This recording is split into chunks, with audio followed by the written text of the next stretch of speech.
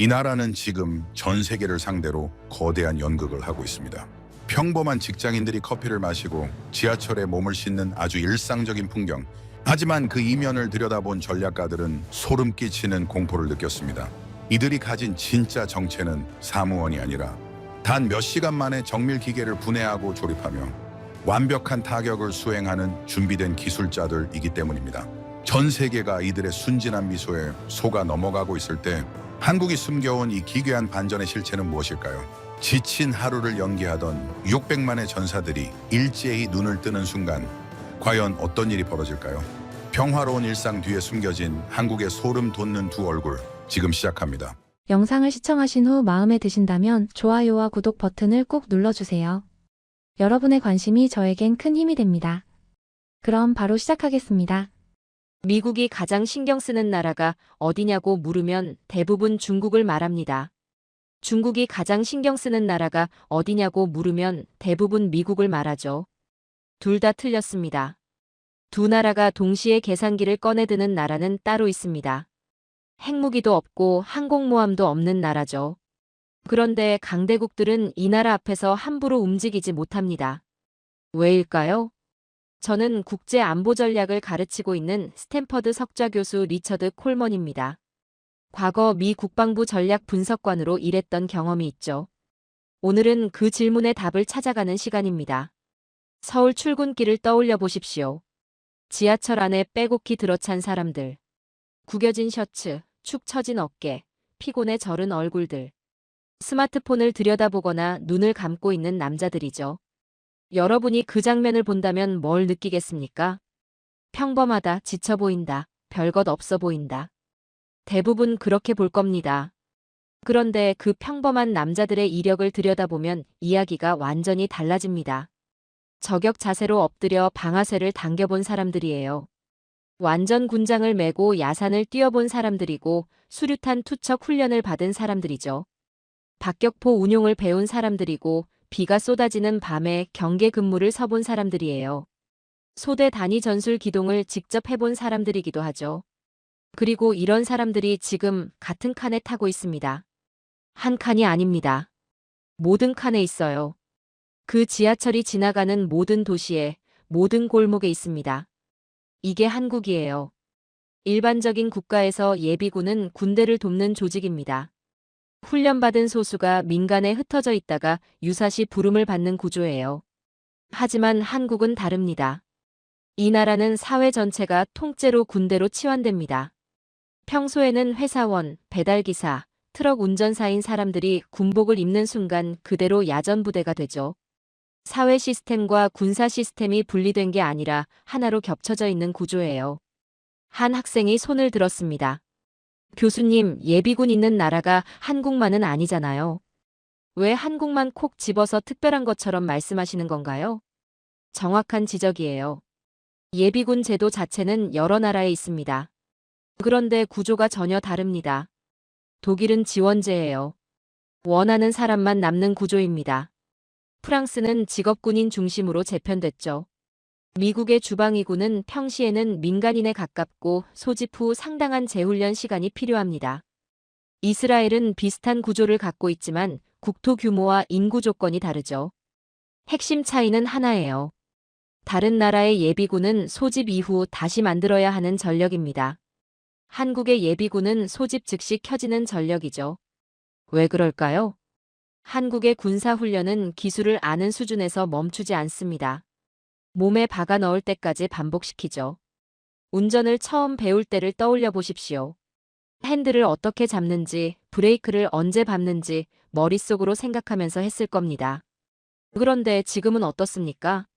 생각하지 않아도 손발이 먼저 움직이죠. 그게 근육 기억이에요.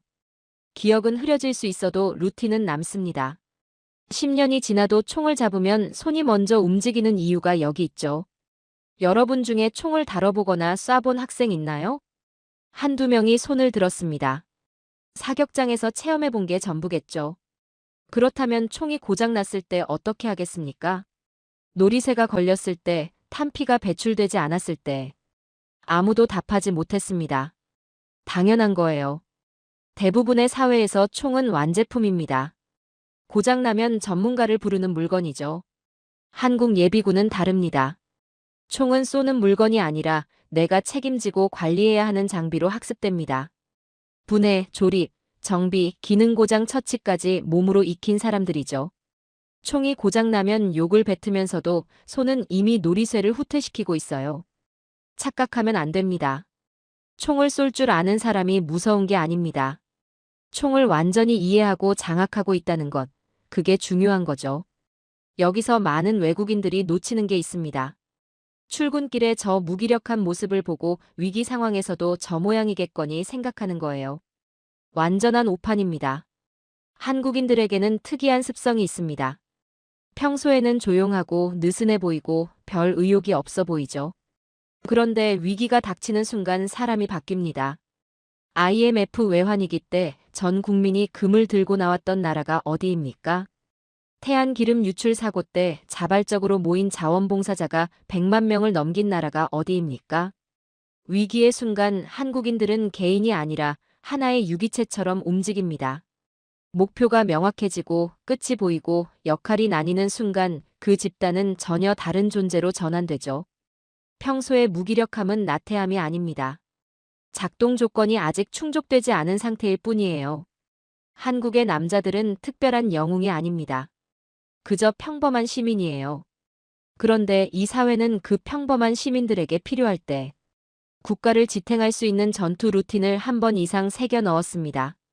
전쟁에서 가장 비싼 자원은 장비가 아닙니다. 시간이에요. 다른 나라가 예비군을 만드는 시간 동안 한국은 이미 전력을 꺼내 쓰고 있습니다.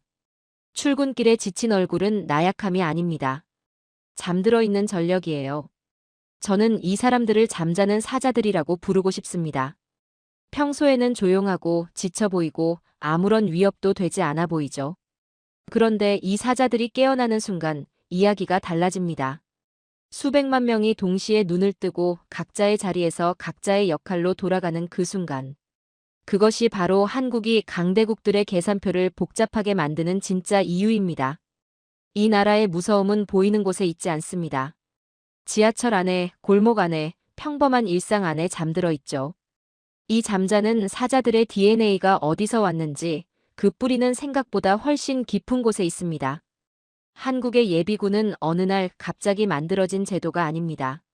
수천 년에 걸쳐 이 땅에서 반복된 생존 방식이 오늘날의 모습으로 굳어진 거예요. 지도를 한번 보십시오. 한반도는 삼면이 바다로 막혀 있습니다. 북쪽으로는 대륙 세력이 내려오고 바다 건너로는 해양 세력이 호시탐탐 노리죠. 국토는 좁고 전선과 후방의 거리는 짧습니다. 어디서 쳐들어와도 수도까지 금방 닿는 지형이에요. 이 조건을 다시 한번 생각해 보십시오. 한반도 역사에서 외침이 몇 번이나 있었을까요? 학자마다 집계가 다르지만 수백 차례라는 말이 나옵니다. 전쟁이 예외가 아니라 주기였던 땅이에요. 이런 조건에서 살아남으려면 어떻게 해야 할까요? 상비군만으로는 부족합니다.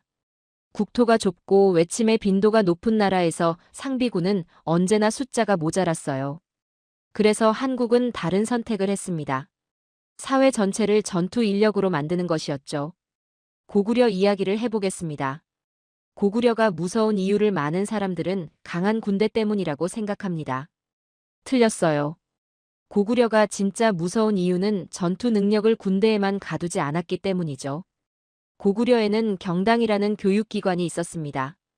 거기서 청년들에게 무엇을 가르쳤을까요? 글과 무예를 동시에 가르쳤어요. 문과 무를 분리하지 않은 겁니다. 오늘날로 치면 대학교에서 전공 수업과 함께 사격훈련, 전술기동, 체력 단련을 동시에 가르치는 거예요. 그 결과 전쟁이 나면 병사를 새로 만들 필요가 없었습니다. 이미 준비된 인구를 꺼냈으면 됐죠. 수나라가 고구려를 침공했을 때 113만 대군을 동원했습니다. 당시 세계 최강의 군사력이었어요. 그런데 고구려는 이걸 막아냈습니다. 정규군이 전선을 지키는 동안 사회 전체가 전투 조직으로 돌아갔기 때문이에요. 무기를 든 사람이 군인만이 아니었던 거죠. 이게 가능했던 건 전투가 특정 계층의 전유물이 아니라 사회 전체의 역할이었기 때문입니다. 고려로 넘어오면 이야기가 더 흥미로워집니다. 고려는 북방 유목민족의 압박을 계속 받았습니다. 거란이 쳐들어왔고 여진이 위협했죠. 상비군만으로는 도저히 감당이 안 됐어요. 그래서 관군이 만들어졌습니다. 농민들을 묶어서 전시의 병력이 급증하는 구조를 만든 거예요. 숫자로 압도하는 전략이었죠. 그런데 여기서 더 중요한 변화가 생깁니다. 별무반이 등장하면서 군대 편성의 기준이 완전히 바뀌었어요. 신분이 아니라 기능으로 편성하기 시작한 겁니다. 귀족만 싸우는 게 아닙니다. 상인도 싸우고 수공업자도 싸우고 종교인도 싸웠어요. 각자 자기 기능에 맞는 역할을 맡은 거죠. 군대는 계급으로 만드는 게 아니라 기능으로 만든다는 개념을 고려가 이미 실전에서 검증한 겁니다. 현대 한국 예비군에서 통신기술자가 통신병이 되고 의료진이 의무병이 되는 구조. 그 발상의 뿌리가 여기까지 올라가요. 그런데 가장 극적인 순간은 조선에서 옵니다. 임진왜란 때 조선 정규군은 무너졌습니다. 선조는 도망쳤고 한양은 점령당했어요. 누가 봐도 끝난 전쟁이었죠. 그런데 나라가 살아남았습니다. 의병 때문이었어요. 의병을 그냥 용감한 백성들의 자발적 봉기라고 보면 절반밖에 모르는 겁니다. 전략적으로 보면 의병은 상비군이 붕괴했을 때 사회 자체가 군대로 전환되는 메커니즘이었어요. 핵심은 용기가 아닙니다. 구조예요. 그 지역 지형을 가장 잘 아는 사람들이 전투 주체가 됐습니다. 골짜기 하나 산길 하나를 손바닥 보듯 아는 사람들이 싸우니 외부에서 온 군대가 당해낼 재간이 없었죠. 보급선을 끊고 교통로를 차단하고 후방을 교란했습니다. 정면으로 싸운 게 아니라 상대의 약점을 찌른 거예요. 여기서 중요한 게 하나 더 있습니다. 의병장들 대부분은 현직 장교가 아니었어요. 유학자였고 지역 유지였고 평범한 양반이었습니다. 그런데 이 사람들이 군대를 조직하고 전술을 짜고 전투를 이끌었죠. 왜 가능했을까요? 평시에 쌓아온 지식과 네트워크가 전시의 지휘 능력으로 전환됐기 때문입니다. 사회적 역량이 군사적 역량으로 치환된 거예요. 이게 바로 한국이 수천 년 동안 반복해온 방식입니다. 한 학생이 손을 들었습니다. 교수님, 그건 당시 특수한 상황 아닌가요? 지금이랑 무슨 관계가 있나요? 좋은 질문이에요. 의병이 한 번으로 끝났다면 그냥 역사적 사건이겠죠. 그런데 조선은 거기서 멈추지 않았습니다. 자발 동원이 반복되자 그걸 제도화하기 시작했어요. 잡새군과 소고군이 그 결과입니다. 평시에는 생업을 유지하고 정기적으로 소집해서 훈련을 받습니다.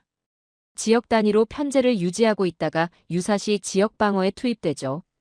이게 무슨 소리처럼 들립니까?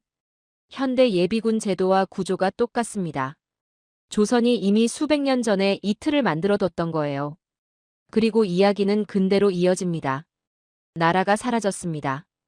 정규군도 없고 국가 예산도 없고 기댈 곳이 아무것도 없었어요. 이 상황에서 독립군은 어떻게 싸웠을까요? 낮에는 농사짓고 밤에는 훈련했습니다. 생업을 유지하면서 동시에 무장하는 방식이었죠. 국가가 없어도 사회는 해체되지 않았고 사회가 그대로 전투 조직으로 겹쳐졌어요. 여기서 놀라운 점이 있습니다. 국가가 없는 상황에서도 이 동원 체계가 작동했다는 겁니다. 명령을 내리는 정부도 없고 예산을 대는 국고도 없었어요. 그런데도 사람들은 스스로 모이고 스스로 훈련하고 스스로 싸웠습니다. 이건 제도가 만들어낼 수 있는 게 아닙니다. 체질이 만들어내는 거예요.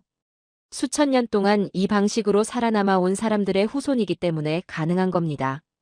고구려의 경당에서 시작된 것이 고려의 관군과 별무반으로 이어지고 조선의 의병과 소고군으로 제도화되고 일제강점기의 독립군으로 다시 살아났습니다. 형태는 매번 달랐지만 본질은 하나였어요. 사회가 곧 군대가 됩니다. 평시의 시민이 전시의 전투원으로 치환되죠. 이 구조가 수천 년 동안 반복되면서 한국 사회의 체질 속에 새겨진 겁니다. 지하철 안에 그 남자들이 잠자는 사자인 이유가 오늘의 훈련 때문만이 아닙니다. 수천 년 동안 이 땅에서 살아남은 사람들의 후손이기 때문이에요. 외침이 수백 차례였던 땅에서 그때마다 사회가 군대로 바뀌는 방식으로 살아남은 사람들의 피가 흐르고 있는 거죠. 생존이 DNA가 된 사람들입니다. 그렇다면 이 오래된 체질이 현대 국가 시스템으로 완전히 고정된 결정적 순간은 언제였을까요? 그 순간을 이해하려면 한국이 맞닥뜨린 가장 독특한 위협을 먼저 봐야 합니다. 체질은 체질이고 시스템은 시스템입니다. 수천 년 동안 쌓아온 동원의 체질이 현대 국가의 제도로 완전히 고정된 순간이 있습니다. 그 계기가 된 건 정규전이 아니었어요. 비정규전이었습니다. 전쟁에는 두 가지 종류가 있습니다. 하나는 전선이 있는 전쟁이에요. 군대와 군대가 맞붙고 전선이 밀리면 지는 방식이죠. 누가 적이고 누가 아군인지 명확합니다. 다른 하나는 전선이 없는 전쟁이에요. 적이 어디서 나타날지 모르고 누가 적인지도 모릅니다. 군대를 공격하는 게 아니라 사회를 공격하는 방식이죠. 발전소를 끊고 통신망을 무너뜨리고 교통로를 차단하고 주민들 사이에 공포를 심습니다. 목표는 전선 돌파가 아닙니다. 사회마비입니다. 한국은 바로 이 두 번째 전쟁을 강요받았습니다. 1968년 1월 21일 북한 특수부대원 31명이 청와대 800m 앞까지 침투했습니다. 서울 한복판이었어요. 이들은 민간인 복장으로 위장했고 군인들 사이를 유유히 통과했죠. 결국 교전이 벌어졌고 서울 시내 한복판에서 총격전이 일어났습니다. 같은 해 울진과 삼척에는 무장 게릴라 120명이 침투했습니다. 민간인 마을을 돌아다니며 주민들을 위협하고 세력을 확장하려 했죠. 주민들이 신고하자 이들은 신고자를 살해했습니다. 이 두 사건이 연달아 터지면서 한국 정부는 하나의 결론에 도달했습니다. 상비군만으로는 후방을 지킬 수 없다. 전방에 군대를 배치해도 후방 곳곳에 구멍이 생깁니다. 산길 하나, 해안선 하나, 마을 하나를 현역 군인이 전부 지킬 수는 없어요. 그러면 답은 하나입니다. 그 땅에 사는 사람들이 직접 지켜야 한다는 거죠. 그래서 1968년 4월 향토예비군이 창설됐습니다. 많은 나라에서 예비군은 전력 부족을 채우는 보조병력이에요. 한국의 예비군은 탄생부터 목적이 달랐습니다. 후방 방어의 기본 전력이었죠. 보조가 아니라 필수였던 겁니다. 그리고 이 예비군이 실제로 얼마나 쓸모 있는지는 곧바로 증명됐습니다. 울진 삼척 침투 사건에서 게릴라 소탕에 투입된 건 현역 군인만이 아니었어요. 지역 예비군과 주민들이 함께 움직였죠. 현역이 모르는 산길을 예비군은 알고 있었습니다. 어느 골짜기가 막히는지, 어느 능선에서 시야가 트이는지, 어느 마을 사람이 수상한 사람을 봤는지. 이 정보들이 실시간으로 들어오면서 토벌 작전의 속도가 달라졌어요. 1996년 강릉 잠수함 침투 때도 마찬가지였습니다. 북한 잠수함이 좌초되면서 특수부대원들이 강릉 인근 산악지대로 흩어졌어요. 49일에 걸친 대규모 소탕 작전이 벌어졌죠. 이 작전에 예비군이 대규모로 동원됐습니다. 험준한 태백산맥 지형에서 현역 군인보다 지역 예비군이 훨씬 빠르게 움직였어요. 그 지역에서 나고 자란 사람들이었으니까요. 결국 침투한 특수부대원 26명 중 24명이 사살되고 1명이 생포됐습니다. 이 결과의 뒤에는 지역 예비군의 지형 정보가 있었죠. 비정규전에서 가장 중요한 자원은 지형 정보입니다. 현역 군인은 배치된 곳을 지킵니다. 어제까지 강원도에 있다가 오늘 전라도로 배치될 수 있어요. 그 지역의 골목을, 산길을, 사람들의 동선을 알 수가 없죠. 예비군은 다릅니다. 자기가 살고 있는 곳을 지킵니다. 뒷산 어디에 자연 동굴이 있는지, 어느 골목이 막다른 길인지, 어느 집 담장이 낮은지 몸으로 알고 있어요. 이건 훈련으로 배울 수 있는 게 아닙니다. 살면서 쌓인 정보죠. 침투자 입장에서 생각해 보십시오. 그 지역을 전혀 모르는 외부인이 지키는 곳과 그 지역에서 평생 살아온 사람들이 지키는 곳. 어느 쪽이 더 뚫기 어려울까요? 한 학생이 손을 들었습니다. 교수님, 그래도 훈련받은 현역 군인이 더 강한 거 아닌가요? 개인 전투력은 그렇습니다. 그런데 비정규전은 개인 전투력 싸움이 아니에요.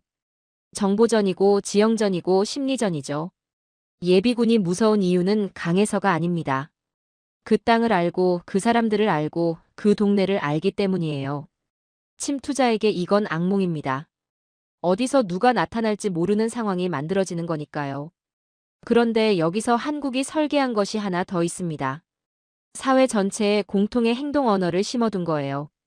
한국 성인 남성 대다수는 동일한 구령을 알고 있습니다. 동일한 절차로 훈련받았고 동일한 편성 단위인 분대와 소대 구조를 경험했죠. 동일한 장비 운용 개념을 갖고 있습니다. 이게 왜 중요하냐고요?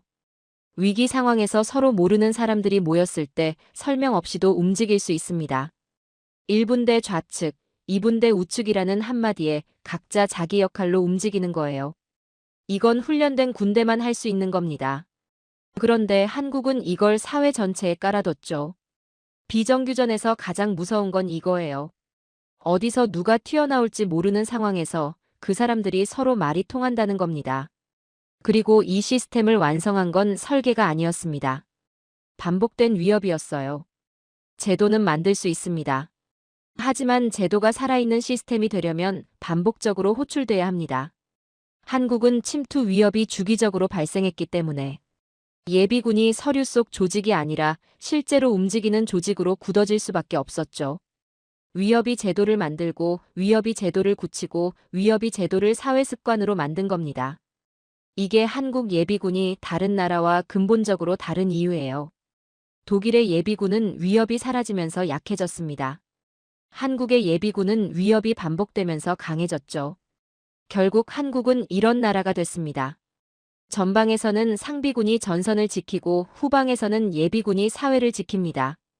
전선과 후방이 동시에 방어되는 구조예요. 침투자 입장에서는 전선을 뚫어도 후방이 막혀 있고 후방을 파고들어도 지역 주민들이 무장하고 있는 상황이죠. 이게 요새입니다. 성벽이 있는 요새가 아니에요. 사람들로 이루어진 요새죠. 한국은 국가 전체를 요새로 설계했습니다. 그리고 그 요새의 벽돌 하나하나가 바로 지하철 안의 저 평범한 남자들이에요. 그렇다면 이 요새가 국경 밖에서도 작동한 적이 있을까요? 놀랍게도 있습니다. 그것도 전쟁터가 아닌 곳에서 전혀 예상하지 못한 방식으로요. 1992년 4월 29일 미국 로스앤젤레스. 경찰이 사라졌습니다. 로드니 킹 사건 무죄 판결이 나오면서 도시 전체가 폭발했어요. 약탈이 시작됐고 방화가 이어졌습니다. 경찰은 감당이 안 되자 사실상 특정 구역에서 손을 뗐죠. 치안 공백입니다. 이런 상황에서 공동체는 보통 두 가지 중 하나를 선택합니다. 도망치거나 무너지거나. 그런데 한인타운은 달랐습니다. 조직을 만들었습니다. 외신 기자들이 현장을 취재하면서 뭔가 이상하다는 걸 느끼기 시작했어요.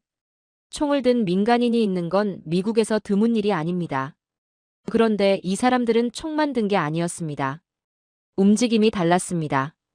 건물 옥상마다 사람이 올라가 있었어요. 그냥 올라간 게 아닙니다. 시야가 트이는 지점을 골랐고 엄폐물 뒤에 자리를 잡았습니다. 건물과 건물 사이의 각도를 계산해서 교차 사격이 가능한 위치를 선점했죠. 골목 입구는 전부 막지 않았습니다. 일부는 일부러 열어뒀어요. 공격자가 그쪽으로 몰리면 양옆과 위에서 동시에 압박이 들어오는 구조였습니다. 군사용어로 킬박스입니다. 적을 넓게 상대하지 않고 좁은 공간으로 유도해서 비용을 극대화하는 전술이죠. 민간인이 이걸 즉흥으로 설계했다고요? 대부분의 사회에서는 불가능한 일입니다. 외신들이 술렁이기 시작했어요. AP통신은 한인들의 대응을 보도하면서 조직화된 방어라는 표현을 썼습니다. CNN 현장 중계에서는 앵커가 저들은 민간인이지만 군대처럼 움직이고 있다고 했죠. 영국 언론들도 이 장면을 집중 보도하면서 루프탑 코리안이라는 표현이 전 세계로 퍼졌습니다. 루프탑 코리안. 이 별명이 그냥 만들어진 게 아닙니다. 세계 언론이 이 장면을 민간인 사건이 아니라 전투 장면으로 봤기 때문에 생긴 이름이에요. 그런데 더 놀라운 건 따로 있었습니다. 라디오 코리아라는 한인 방송국이 있었어요. 이 방송국이 폭동이 시작되면서 완전히 다른 역할을 하기 시작했습니다. 어디가 공격받고 있는지, 어느 방향에서 군중이 몰려오는지, 어느 구역이 비어 있는지, 누가 어디로 이동해야 하는지. 이 정보들이 실시간으로 방송을 타고 흘렀어요. 군사용어로 이걸 뭐라고 부를까요? 지휘, 통제, 통신, 정보. 줄여서 C4I입니다. 전쟁터에서 작전을 조율하는 핵심 시스템이죠. 민간 방송국이 이 역할을 수행한 겁니다. 여기서 질문이 하나 나옵니다. 왜 이 사람들은 진지보다 정보망을 먼저 만들었을까요? 군대를 경험해 본 사람들은 본능적으로 알고 있습니다. 정보가 끊기면 조직이 죽는다는 걸요. 총이 있어도 어디서 적이 오는지 모르면 쓸모가 없습니다. 가장 먼저 해야 할 일은 상황 파악이에요. 이 사람들은 그걸 알고 있었습니다. 그렇다면 질문이 하나로 좁혀집니다. 대체 이 사람들은 누구인가요? 어떻게 민간인 신분으로 이런 전술 문법을 갖고 있는 걸까요? LA 현장에서 핵심적 역할을 한 집단으로 자주 언급되는 건 해병대 출신 예비역 네트워크였습니다. 해병대라는 단어를 자부심으로 읽으면 안 됩니다. 전술적 특성으로 읽어야 해요. 고립 상황에 익숙한 집단입니다. 소부대 단위 방어 경험이 있고 공격보다 거점 유지에 강하죠. 통신과 규율이 몸에 배어 있고 전후 네트워크가 즉각적으로 작동합니다. 그런데 이것만으로는 설명이 부족합니다. 군대를 다녀온 사람은 많습니다. 그런데 왜 이 사람들은 수십 년이 지난 뒤에도 그 문법이 살아있었을까요? 여기서 베트남전을 꺼내야 합니다. LA를 설명하기 위해서요. 1967년 2월 14일 베트남 짜빈동. 한국 해병대 청룡부대 한 개 중대가 주둔하고 있었습니다. 병력은 294명이었어요. 그날 밤 베트콩이 들이닥쳤습니다. 병력 규모가 전해지는 수치로 약 3,000명이었어요. 10배가 넘는 병력이 야간에 파상 공격을 퍼부은 겁니다. 누가 봐도 끝난 전투였습니다. 그런데 해병대는 버텼습니다. 어떻게 버텼을까요? 첫째, 거점을 요새화했습니다. 넓게 퍼져서 싸우지 않았어요. 한 점을 지키는 방어 체계를 만들었죠. 참호가 아니라 구조화된 방어선이었습니다. 둘째, 화력을 분산하지 않았습니다. 10배의 적을 넓게 상대하면 집니다. 그래서 접근로를 좁혔어요. 적이 몰려올 수밖에 없는 통로를 만들고 거기에 화력을 집중했죠. 셋째, 혼란 속에서도 지휘 체계를 유지했습니다. 야간에 파상 공격이 반복되면 조직은 무너집니다.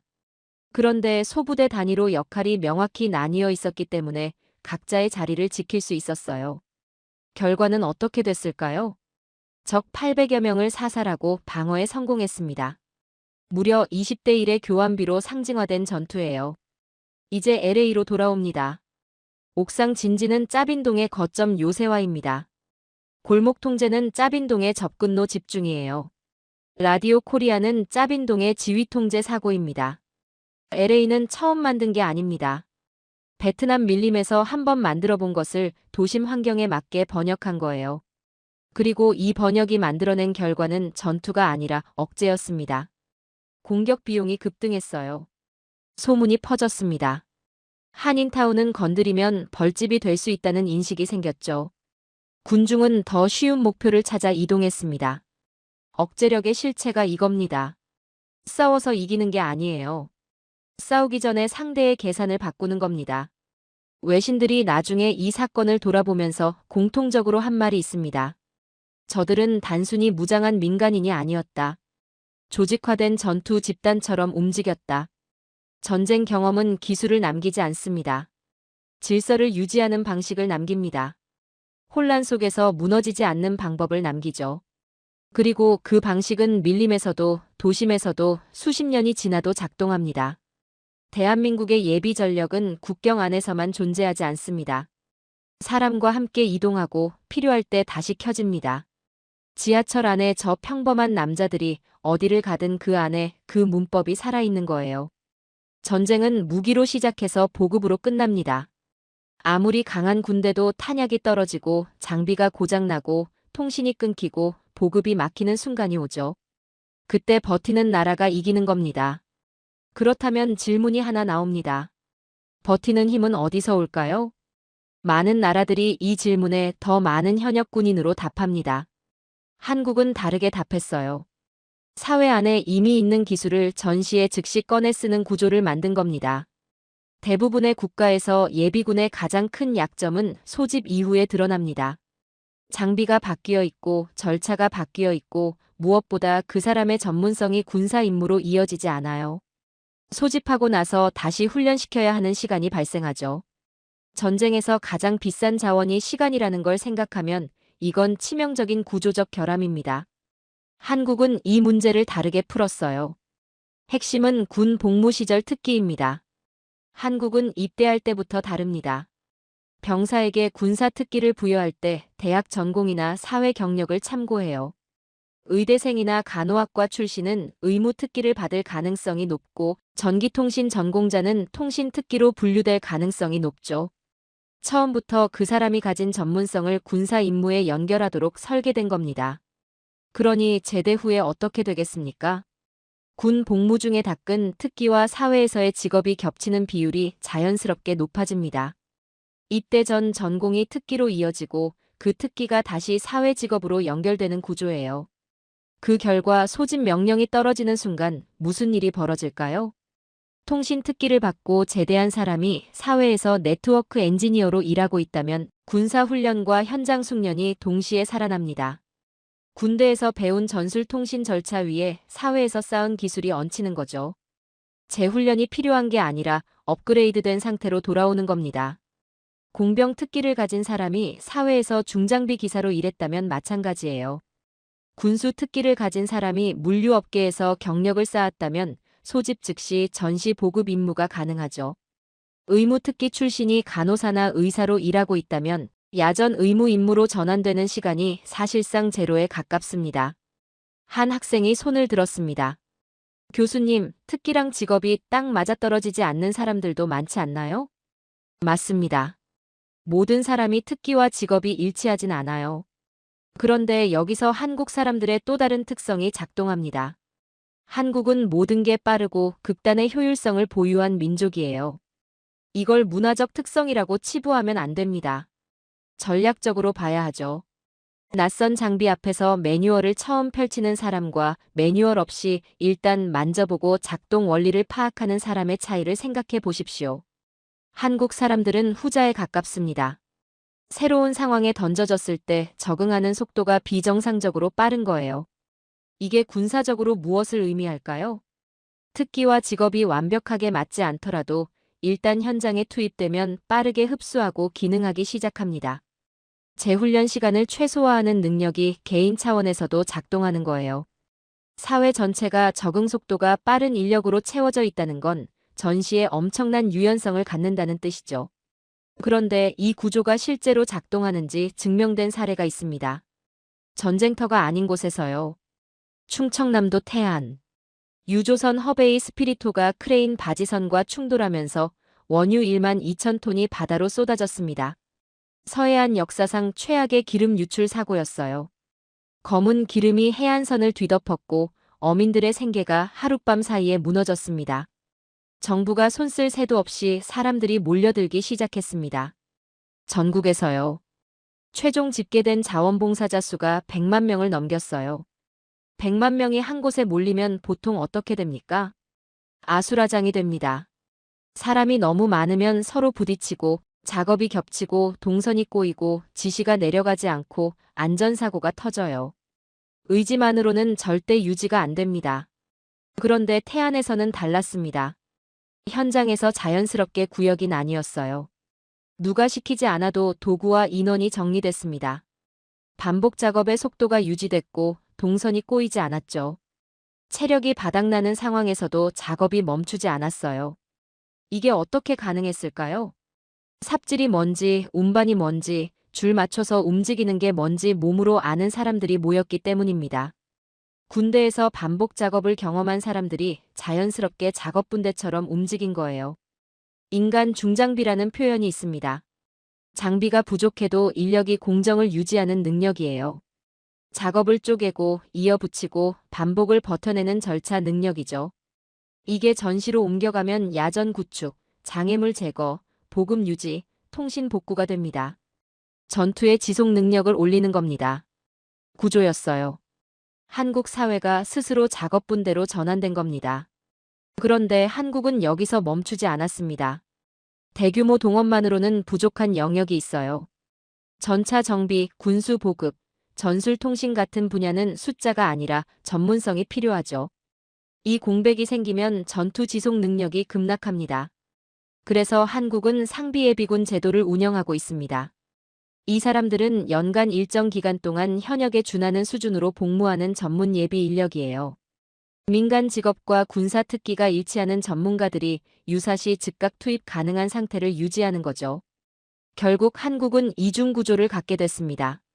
수백만 명의 대규모 동원으로 억제력을 형성하고 전문 예비 인력으로 전투 지속 능력을 확보하는 거예요. 규모로 억제하고 전문성으로 지속합니다. 이게 한국형 예비 전력의 설계죠. 총을 쏠 줄 아는 사람이 많다는 게 끝이 아닙니다. 이 사회는 전시가 되면 사람만 동원하는 게 아니라 기술을 동원하고 숙련을 동원하고 절차를 동원해요. 평시에 사회를 움직이던 모든 전문성이 전시에는 전투 인프라로 치환됩니다. 이게 보이지 않는 힘의 실체죠. 그런데 숫자만 많다고 무서운 게 아닙니다. 평균이 높아야 무서운 거죠. 세계 어느 나라든 병력 수는 늘릴 수 있습니다. 돈이 있으면 징집하면 되고 시간이 있으면 훈련하면 돼요. 그런데 그 병력의 평균값을 끌어올리는 건 전혀 다른 문제입니다. 그건 돈으로도 시간으로도 쉽게 되지 않아요. 한국은 바로 그 평균값이 다른 나라입니다. 대부분의 국가에서 정밀한 사격 능력은 소수의 영역이에요. 특수부대, 저격수, 장기 복무 직업군인. 이 사람들만 총을 시스템으로 이해하고 있죠. 일반 예비군에게 총은 방아쇠를 당기는 물건입니다. 한국은 다릅니다. 성인 남성 대다수가 총을 시스템으로 이해하는 나라예요. 무슨 차이가 있냐고요? 총을 쏘는 것과 총을 이해하는 것은 전혀 다릅니다. 총을 쏘는 사람은 방아쇠를 당기죠. 총을 이해하는 사람은 왜 빗나갔는지를 압니다. 0점이 뭔지 알고 호흡이 격발에 어떤 영향을 주는지 알고 조준과 격발 사이의 루틴을 몸으로 알고 있어요. 탄착점을 보고 오차를 수정하는 절차를 반복해 본 사람들이죠. 이게 감각이 아니라 절차로 사격한다는 겁니다. 여기서 한 학생이 손을 들었습니다. 교수님, 절차를 안다고 잘 맞히는 건 아니지 않나요? 맞습니다. 절차가 명중률을 보장하지는 않아요. 그런데 절차에는 감각에 없는 결정적인 장점이 하나 있습니다. 오래 남는다는 거예요. 감각은 흐려집니다. 10년 만에 총을 잡으면 예전에 그 손맛이 바로 돌아오지 않죠. 그런데 절차는 다릅니다. 총을 잡으면 손이 먼저 움직여요. 탄창을 확인하고 약실을 점검하고 견착 자세를 잡고 호흡을 조절하는 순서가 몸에 새겨져 있습니다. 이건 기억이 아니라 습관이기 때문에 시간이 지나도 사라지지 않아요. 그래서 한국 예비군의 강점은 사격 실력이 아닙니다. 절차가 남아있다는 거죠. 그런데 이 절차가 어떻게 사회 전체에 균일하게 남게 됐을까요? 두 가지 때문입니다. 첫째는 표준화예요. 한국 성인 남성 대다수는 동일한 구령, 동일한 절차, 동일한 사격 방식을 경험했습니다. 개인이 알아서 배우는 방식이 아니라 국가가 표준을 정해서 전국에 똑같이 적용한 거죠. 그 결과 개인차가 줄어들고 집단 평균이 올라갔습니다. 사회 전체에 사격 공통 언어가 깔린 거예요. 둘째는 피드백 구조입니다. 사격은 즉시 결과가 나와요. 맞거나 틀리거나. 틀리면 왜 틀렸는지가 루틴으로 돌아오고 수정이 반복되면서 절차가 몸에 박히는 구조죠. 이 두 가지가 결합되면 기술은 지식에서 습관으로 바뀝니다. 그리고 습관은 잘 사라지지 않아요. 그렇다면 이 절차가 실전에서 어떻게 작동하는지 구체적으로 들어가 보겠습니다. 한반도 국토의 70%는 산악 지형입니다. 나머지 주요 거점은 고밀도 도시예요. 이 조건에서 전쟁이 나면 어떤 사격 능력이 실제로 중요할까요? 1km 밖의 적을 저격하는 능력이 아닙니다. 꺾어진 골목에서 능선 너머에서 갑자기 마주친 적을 순식간에 제압하는 능력이에요. 200m 이내의 근거리 교전이죠. 한국 예비군의 훈련 시스템은 정확히 이 거리에 맞춰져 있습니다. 가장 빈번하게 발생할 교전 상황에 최적화된 거예요. 그 결과 어떤 능력이 만들어졌을까요? 여러분이 총을 잡으면 조준경을 들여다보고 호흡을 가다듬는데 시간을 다 쓰겠죠. 한국 예비군은 총을 어깨에 견착하는 것과 동시에 조준이 끝납니다. 200m 이내의 표적은 계산의 대상이 아니라 반사의 대상이에요. 시가전에서 이게 왜 무서운지 아십니까? 복잡한 지형에서 적과 마주쳤을 때 누가 먼저 유효한 타격을 가하느냐가 승패를 가릅니다. 첫 발의 반응 속도죠. 그런데 여기서 더 무서운 게 있습니다. 이 능력은 단순히 방아쇠를 빨리 당기는 게 아니에요. 자기가 가진 총의 유효 사거리가 닿는 범위를 어떻게 전술적으로 통제해야 하는지를 몸으로 알고 있다는 겁니다. 자기 동네의 골목 하나하나를 전술적 요충지로 바꿀 수 있는 사람들이에요. 어느 지점에서 쏘면 두 개의 적글로를 동시에 제압할 수 있는지, 어느 건물 모퉁이가 엄폐와 사격을 동시에 허용하는지, 어느 골목이 막다른 길인지를 이미 알고 있는 사람들이죠. 이게 훈련장에서 만들어진 능력이 아닙니다. 살면서 쌓인 지형 이해와 군 복무에서 체득한 전술 문법이 합쳐진 거예요. 한 학생이 또 손을 들었습니다. 교수님, 그래도 실제 전투 경험이 없는 예비군이 전장에서 얼마나 버틸 수 있을까요? 날카로운 질문이에요. 전투 경험이 없다는 건 사실입니다. 그런데 여기서 한 가지를 짚어야 해요. 전투에서 가장 먼저 무너지는 사람이 누구인지 아십니까? 겁쟁이가 아닙니다. 패닉에 빠지는 사람이에요. 패닉은 왜 일어날까요? 무엇을 해야 할지 모를 때 일어납니다. 손이 멈추고 몸이 굳고 판단이 사라지죠. 그런데 절차가 몸에 새겨진 사람은 다릅니다. 생각보다 손이 먼저 움직여요. 총을 잡으면 손이 알아서 움직이고 몸이 알아서 엄폐물을 찾고 귀가 알아서 사격 방향을 추정합니다. 패닉이 들어올 틈이 없는 거죠. 이게 절차 훈련이 만들어내는 진짜 가치입니다. 용감해지는 게 아니에요. 두려움 속에서도 몸이 움직이는 거죠. 결론으로 돌아옵니다. 대부분의 나라에서 정밀도는 특수요원의 영역입니다. 훈련받은 소수만 총을 시스템으로 이해하죠. 한국은 그 정밀도가 보편이 된 나라예요. 270만 예비군 중 상당수가 총을 절차로 이해하고 유효 교전 거리를 몸으로 알고 지형을 전술적으로 읽을 줄 알고 패닉 없이 몸이 먼저 반응합니다. 상대국 입장에서 이걸 계산하면 어떻게 될까요? 한국은 병력이 많다가 아닙니다. 한국은 병력이 많은데 평균값이 높다가 되는 거예요. 그리고 그 평균값이 전국 구석구석에 균일하게 깔려 있다는 게 계산표에 들어가는 거죠. 이게 억제력입니다. 보이지 않는 곳에 저장된 정밀한 시민들이 만들어내는 억제력이에요. 총을 가진 사람이 많은 나라가 아닙니다. 총을 이해하는 사람이 사회 전체에 깔려 있는 나라죠. 지금까지 저는 한국의 예비 전력을 안에서 들여다봤습니다. 이제 시선을 바꾸겠습니다. 세계가 한국을 어떻게 계산하는지 보겠습니다. 억제력은 내가 강하다고 완성되는 게 아닙니다. 상대가 그렇게 계산할 때 비로소 완성되죠. 그렇다면 세계는 지금 한국을 어떻게 계산하고 있을까요? 여기서 하나 짚고 가야 합니다. 세계가 한국 예비 전력을 볼 때 가장 먼저 던지는 질문이 있습니다. 미군이 빠지면 한국은 버티는가? 잔인한 질문이죠. 하지만 국제전략 분석에서 이 질문은 언제나 살아있습니다. 주한미군 규모 조정 가능성이 보도될 때마다 전 세계 싱크탱크들이 동시에 같은 계산을 시작해요. 공백이 생기면 한국은 얼마나 버티는가? 그런데 흥미로운 건 이 질문에 대한 세계의 답이 점점 바뀌고 있다는 겁니다. 예전엔 미군이 변수가 되면 한국이 흔들린다는 시각이 많았습니다. 지금은 다릅니다. 분석가들의 시선이 상비군 숫자에서 예비 전력 총량과 복원력으로 이동하고 있어요. 왜 그럴까요? 미국 주도 싱크탱크들이 한국 예비 전력을 분석할 때 반복적으로 등장하는 표현이 있습니다. 전략적 보험이라는 말이에요. 보조 전력이 아닙니다. 보험이죠. 보험은 평소에는 눈에 띄지 않습니다. 그런데 위기가 왔을 때 그게 있느냐 없느냐가 나라의 운명을 가릅니다. 세계는 한국 예비 전력을 그 위치에 놓고 있어요. 한 학생이 손을 들었습니다. 교수님, 그래도 실제로 미군이 빠지면 한국이 버틸 수 있을지 회의적인 시각도 많지 않나요? 그 시각도 분명히 존재해요. 그런데 그 회의론이 힘을 잃어가는 이유가 있습니다.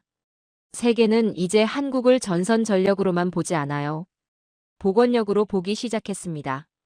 전선이 흔들려도 사회가 버티는 나라인가? 공백이 생겨도 스스로 채우는 나라인가? 이 질문에 대한 답이 쌓이면서 회의론이 줄어들고 있는 거죠. 그리고 이 보궐력이 실제로 작동한다는 걸 확인하는 절차가 있습니다. 바로 연합훈련이에요. 한미연합훈련은 단순한 군사시범이 아닙니다. 많은 분들이 매년 반복되는 훈련을 연례 행사로 볼 수 있어요. 그런데 전략적으로 이 훈련은 전혀 다른 의미를 갖습니다. 연합 지휘 체계가 실제로 굴러가는지 확인하는 절차예요. 한국군과 미군이 동일한 명령 체계에서 동일한 절차로 동일한 속도로 움직이는지를 반복적으로 검증하는 거죠. 로이터 같은 주요 외신이 이 훈련을 보도할 때 항상 강조하는 게 있어요. 연합작전 수행 능력이 살아있는가? 한국 예비전력은 이 연합체계 안에서 움직입니다.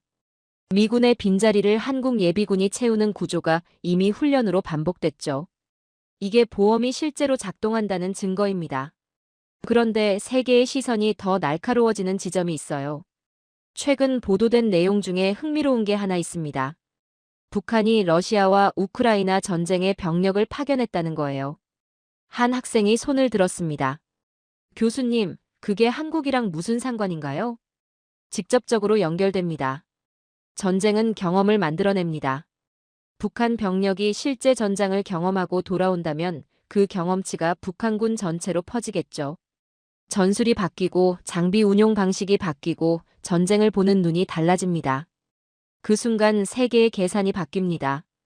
첫날의 화력 대결이 아니라 30일, 60일, 90일을 버티는 능력이 핵심이 되는 거예요. 장기전에서 국가가 버티려면 무엇이 필요할까요? 예비 전력입니다. 그래서 북한 변수가 커질수록 한국 예비 전력의 가격표도 같이 올라가는 겁니다. 퍼시픽 포럼 같은 전략 분석 기관이 한국 예비 전력을 다룰 때 반복적으로 나오는 논쟁이 있어요. 270만 예비군이라는 자산을 어떻게 더 날카롭게 만들 것인가? 여기서 잠깐 멈춰야 합니다. 가치가 없는 것을 두고 개혁 논쟁을 벌이지 않습니다. 세계가 한국 예비 전력을 두고 어떻게 강화할 것인가를 논쟁한다는 것 자체가 이미 답을 말해주는 거예요. 전략 자산으로 인정받고 있다는 거죠. 그런데 세계가 한국을 평가할 때 예비군만 보는 게 아닙니다. 한 가지를 더 봐요. 대피 인프라입니다. 한국에는 지정된 민방위 대피 시설이 약 1만 7천 곳에 달합니다. 지하철역, 지하주차장, 공공건물 지하.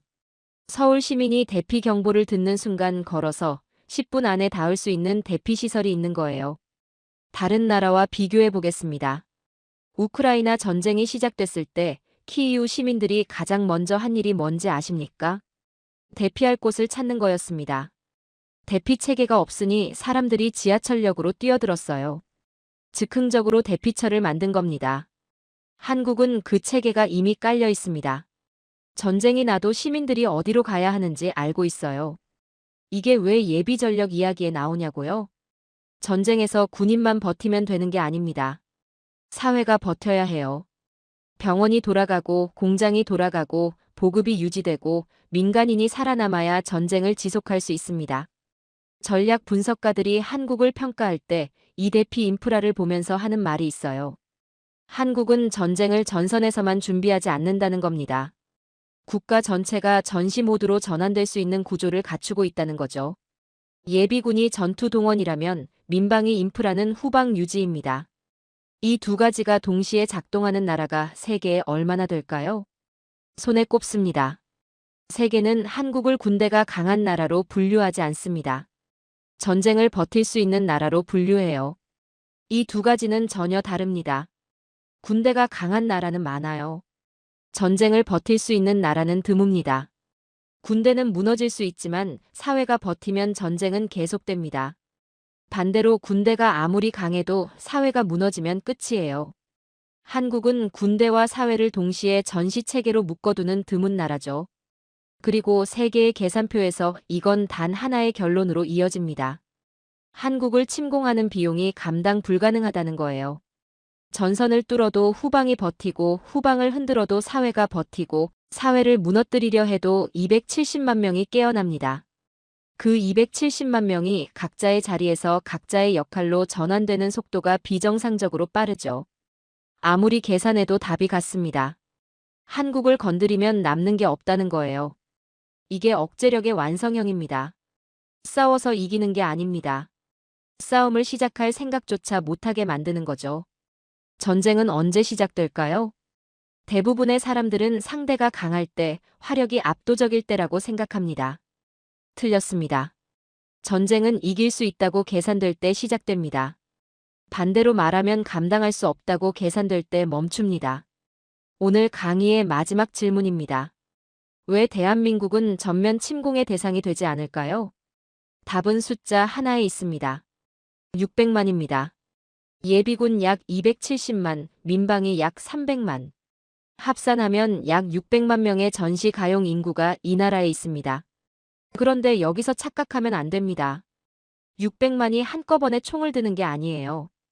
600만의 진짜 의미는 따로 있습니다. 전쟁이 길어질수록 오히려 병력이 늘어나는 구조입니다. 일반적인 국가는 전쟁이 장기화될수록 약해집니다. 피로가 누적되고 보급이 부담되고 전력이 손실되죠.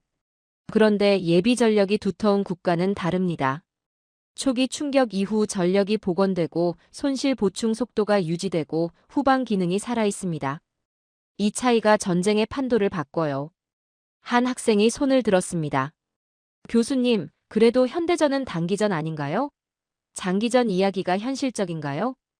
우크라이나 전쟁이 몇 년째 이어지고 있습니다. 중동 분쟁은 수십 년이 됐죠. 현대전이 단기전이라는 건 희망사항이에요. 현실은 다릅니다. 그리고 장기전을 버티는 나라가 결국 살아남습니다. 그렇다면 장기전에서 가장 중요한 게 뭘까요? 전략가들이 가장 먼저 보는 건 점령 비용입니다. 도시는 점령할 수 있어요. 기지도 점령할 수 있고 정부 청사도 점령할 수 있죠. 그런데 사회 전체를 점령하는 건 전혀 다른 문제입니다. 한국을 점령한다고 가정해 보겠습니다. 서울을 함락했습니다. 그 다음은 뭔가요? 270만 예비군이 각자의 지역에서 깨어납니다. 이 사람들은 자기 동네의 골목을 손바닥처럼 알고 있어요. 어느 산길이 어디로 이어지는지, 어느 건물 옥상에서 두 개의 접근로를 동시에 제압할 수 있는지, 어느 지하시설이 보급기지가 될 수 있는지를 알고 있는 사람들이죠. 점령군 입장에서는 악몽입니다. 전선은 없고 적은 어디에나 있고 그 적들이 서로 말이 통하는 상황이에요. 점령이 끝이 아닙니다. 점령 이후가 더 어렵습니다. 도시를 뺏어도 사회는 살아있고 사회가 살아있는 한 전쟁은 끝나지 않아요. 이게 점령 비용을 기하급수적으로 올리는 구조입니다. 그런데 여기서 세계가 주목하는 변수가 하나 더 있습니다. 세대입니다. 한국의 예비 전력은 단일 세대가 아닙니다. 20대 후반과 30대 초반은 최근 훈련을 마친 사람들이에요. 40대와 50대는 복무 기간이 길었던 세대죠. 60대 초반은 냉전 긴장기를 온몸으로 겪은 세대입니다. 이 세 세대가 동시에 존재한다는 게 무슨 의미일까요? 전쟁은 기술만으로 싸우지 않습니다. 심리와 의지도 싸워요. 공황이 오면 군대는 무너집니다. 훈련을 아무리 받아도 실제 위기 앞에서 처음 겪는 사람은 흔들리기 마련이에요. 그런데 옆에 이미 경험한 사람이 있다면 다릅니다.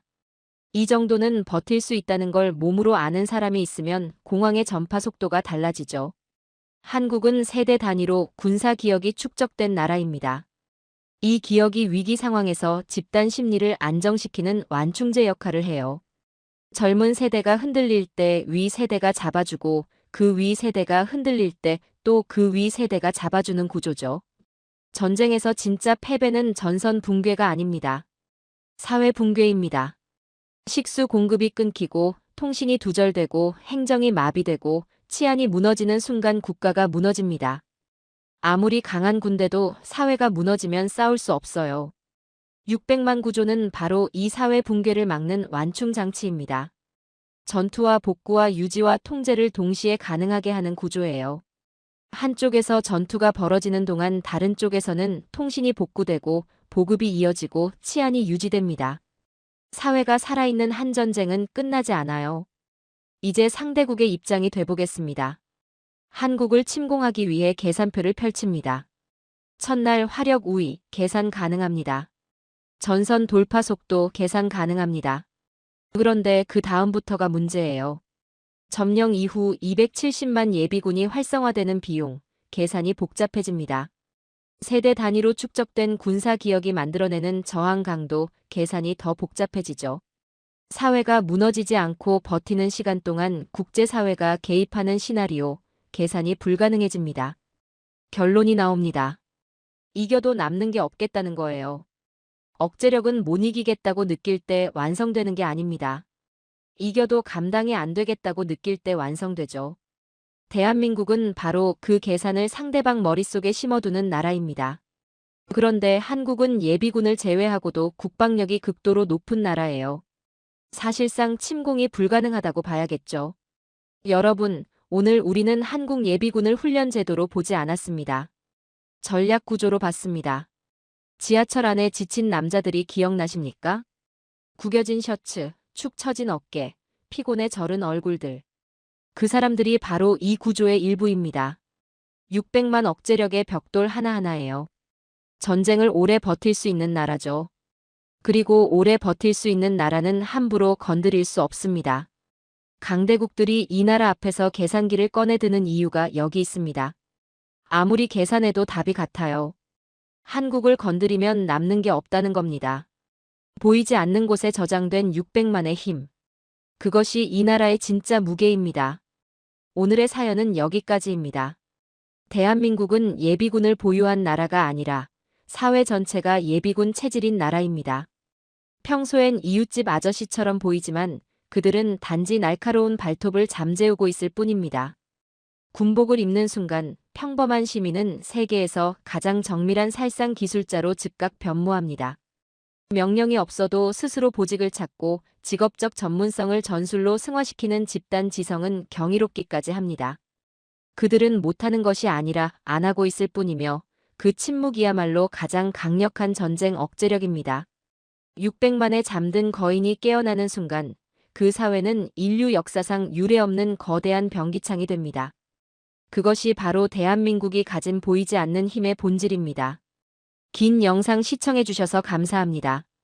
내일은 더 좋은 영상으로 찾아오겠습니다.